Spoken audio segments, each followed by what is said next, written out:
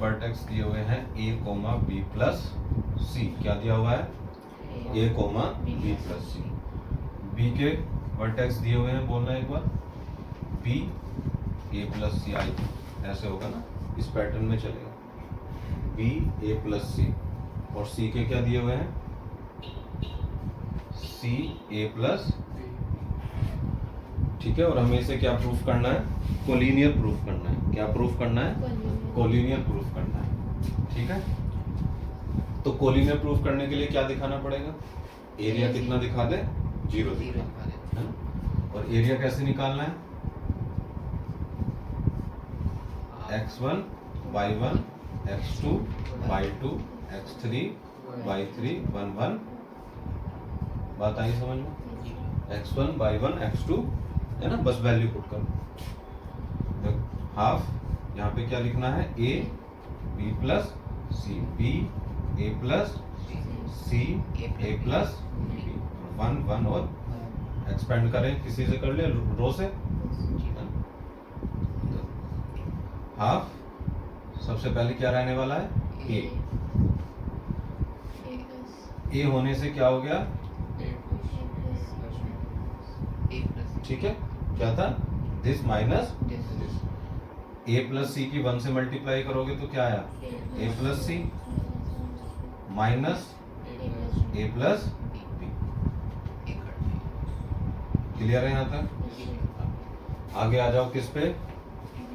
b plus सी पे। Plus लेना है माइनस? माइनस। चलो थोड़ी तो बात समझ में आई। क्या है? b plus C. b plus सी के साथ क्या ले लेंगे? b माइनस सी। यहाँ देखो ध्यान से, ये वाला कॉलम और ये रो ढक लेना है। b minus b into 1 v और c into 1 c। b minus C plus, अब क्या लेना है? 1 प्लस का लेना है, b की मल्टीप्लाई इधर माइनस c की मल्टीप्लाई इधर, तो 1 रह गया। b की मल्टीप्लाई किससे है? a प्लस b से। माइनस c की मल्टीप्लाई किसके साथ है? a प्लस c के साथ। बात आ रही जीवन में समझ? ठीक है, ये ब्रैकेट यहाँ पे एक बार बंद कर, इसको बस एक्सपेंड करो। देखो a से मल्टीप्लाई करोगे तो क्या आया? a स्क्वायर प्लस ए सी। नहीं, मल्टीप्लाई मत करो, सीधा पहले ब्रैकेट सोल्व कर लेते हैं, क्योंकि a से a कट होने वाला है। तो a बाहर ही रहने दो।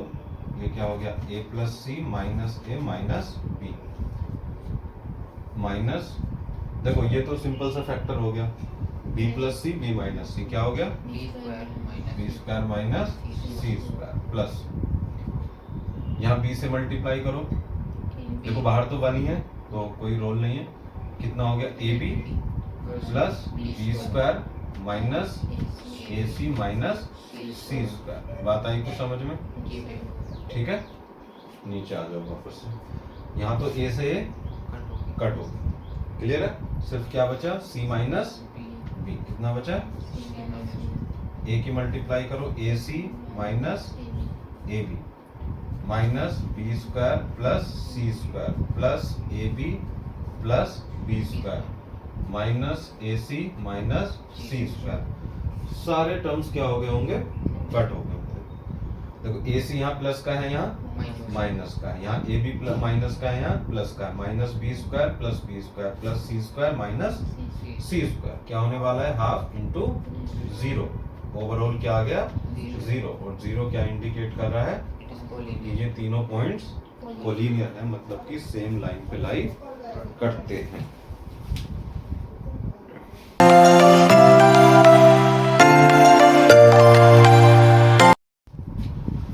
देखो 11th क्लास में एक चीज और सीखी थी कि अगर हमें 2 पॉइंट्स पता है तो हम क्या कर सकते हैं? इक्वेशन लाइन की निकाल सकते हैं। जैसे कैसे सीखते थे? अगर हमारे पास 2 पॉइंट हैं 1,2 या 3,6, तो हम इसको क्या कंसीडर करते थे? x1 y1 और इसको x2 y2। और इक्वेशन ऑफ लाइन क्या हो जाती थी?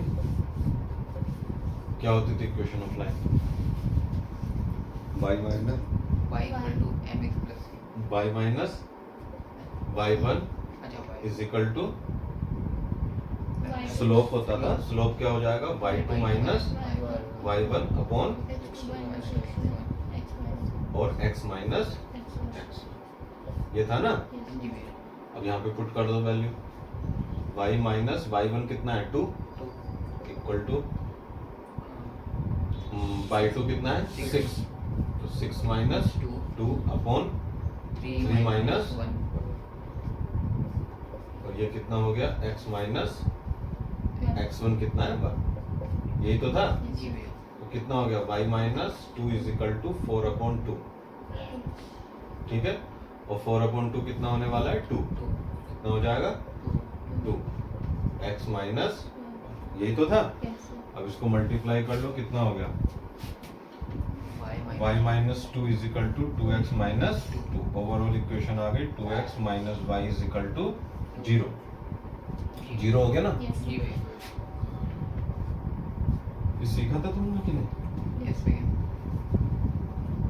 कोई भरोसा नहीं, सीखा होता तो इतने याद ना आ जाते। अब यही किस तरीके से सीखना है, डिटरमिनेंट। अब ये मत सोचना कि वहां पे तुम इस फॉर्मूले को लगा के क्या करोगे कि हम वहां पे इस वाले फॉर्मूले से कर देंगे। अगर हमें 2 पॉइंट से पास होने वाली लाइन की इक्वेशन दिखानी है, वो लिख के देगा कि find the equation of the line passing through these 2 point using determinant. क्या, तो मैं आपको यहां से लिख देता हूं कि अब हमें इसको किससे सीखना है, कौन से मेथड से सीखना है, डिटरमिनेंट। कौन से मेथड से सीखना है, डिटरमिनेंट। डिटरमिनेंट मेथड से सीखने का बिल्कुल आसान तरीका है कि आपको क्या लिखना है, डिटरमिनेंट बनाना है एक छोटा सा। क्या करना है, जो 2 पॉइंट लिखे हैं उनको लिखो 1 2 3 6, यहाँ लिखो x, यहाँ लिखो y, और लास्ट वाले कॉलम में 1 1, और इसके बाद हम इसे क्या कर देंगे, एक्सपेंड कर, क्या करेंगे, एक्सपेंड कर। किसके अलोंग कर दे, R1 से करते तो 1 कितना हो गया 6 माइनस माइनस 2 क्या हो जाएगा 3 माइनस x प्लस 1 कितना हो जाएगा 3y माइनस 6। बात आ रही जीवन में समझ में, ठीक है। और इक्वल टू क्या ले लेना है 0, क्या ले लेना है 0, क्या लेना है, देखो ये कितना हो गया 6 माइनस y, ये कितना हो गया minus 6 plus 2x plus 3y minus 6x कहाँ से आया, यहाँ से, और आना कितना है 2x आना ना, 3y माइनस 6x। चलो इक्वल टू कितना हो गया 0, कितना हो गया 0, 6 से 6 कट हो गया ना। ये देखो 2x माइनस 6x कितना हुआ माइनस 4x, कितना हुआ minus 4x, minus y plus 3y कितना हो गया प्लस 2y, इक्वल टू क्या बचा, सिर्फ क्या बचा। अच्छा देखो, जब यहाँ पे 0 है ना, तो आप यहाँ प्लस लो या माइनस लो, मतलब मोड भी ले सकते थे, लेकिन सामने 0 है तो कोई फर्क नहीं पड़ेगा, है ना। आप यहाँ से -2 कॉमन ले लो तो ये आ जाएगा 2x माइनस y, और -2 उधर जाके कितना होने वाला है 0, और वही इक्वेशन आपको। तो ये हमने किससे सीखा 11th क्लास में, स्ट्रेट लाइन में स्लोप वाले कॉन्सेप्ट से, लाइन पासिंग थ्रू 2 पॉइंट्स। तो ये हमने किससे सीखा, डिटरमिनेंट से, है ना। कहीं ना कहीं कैलकुलेशन वही होती है, कहीं ना कहीं कैलकुलेशन वही होती है, बस ऐसे लगता है। देखो कॉन्सेप्ट क्या होता है इसके बीच में, कि ये 2 पॉइंट्स है ना, जिनके बीच में हमने लाइन क्या करनी थी, लाइन की इक्वेशन निकालनी थी। हम बस क्या करते हैं कि हम इसी लाइन पे एक पॉइंट ले लो, क्या x, y, हमने क्या पॉइंट ले लिया। अब मुझे ये बताओ, ये जो तीनों पॉइंट्स हैं क्या ये कोलिनियर है ना, तीनों पॉइंट्स क्या हो गए, और ये कंडीशन किसकी है, कोलिनियर। भाई अगर मैं यहाँ पे हाफ लेता हूँ तो कोलिनियर वाली कंडीशन पढ़ी हमने कि भाई इन तीनों पॉइंट से जो ट्रायंगल बनेगा उसका एरिया 0 होना चाहिए, वही तो कोलिनियर है। और हाफ का कोई असर नहीं पड़ेगा क्योंकि इस 2 को उठा के उधर मल्टीप्लाई करो वो तभी भी क्या रहने वाला है, 0। तो इसलिए आप इस हाफ को क्या कर दो, हटा भी दोगे तो कोई फर्क नहीं पड़ेगा। तो ये जो कंडीशन हमने लिखी बेसिकली ये क्या है, एक स्ट्रेट लाइन पे 3 पॉइंट्स हैं जो हमें अब पता है कि वो तीनों क्या है, कोलिनियर। और कोलिनियर की कंडीशन डिटरमिनेंट में क्या होती है, ये होती है ना। और यहीं से फिर एक्स और वाई में एक रिलेशन आ गया। बात आ गई समझ, क्या आ गया, एक रिलेशन आ गया। तो हमें क्या है, इक्वेशन पता चली। बात आई जी समझ, चलो नोट।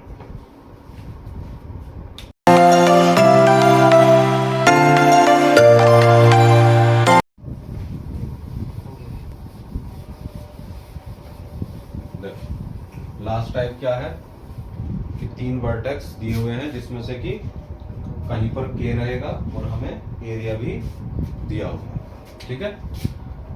बोलो ट्रायंगल के वर्टेक्स बोलो जरा। 2, -6 2, -6 और 5, 4 और k, 4। इसका एरिया कितना है, 35। ठीक है। तो ये 35 क्या है, इसका एरिया। अब हमें किसकी वैल्यू निकालनी है, इसकी वैल्यू निकालना आसान ही है, बस एक छोटी सी चीज का ध्यान रखना है। एरिया कैसे सीखा अभी हमने निकालना,